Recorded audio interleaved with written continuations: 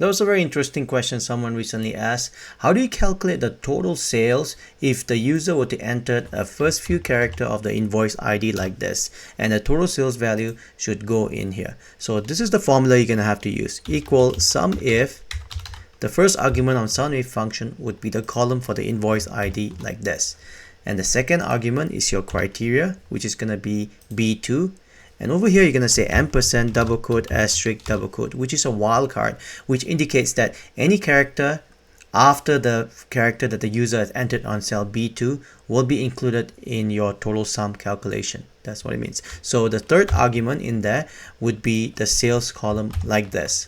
And close parenthesis and hit enter. And that's how you calculate the total sales for any invoice that is starting with TNA. Now this formula is not totally foolproof. What I mean by that is this: if I were to get rid of this like this, you can see that it calculates the total sales of everything on the invoice list here. Now to mitigate that, what you're gonna have to do is to encapsulate the sum if with the if statement here. If cell B2 is blank, basically you want to show a value of 0.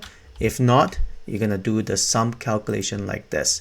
And you put another parenthesis, close parenthesis, and hit enter. And now there's no value here. It shows a value of 0. But if you were to enter another good value like this, it will show you a correct calculated value.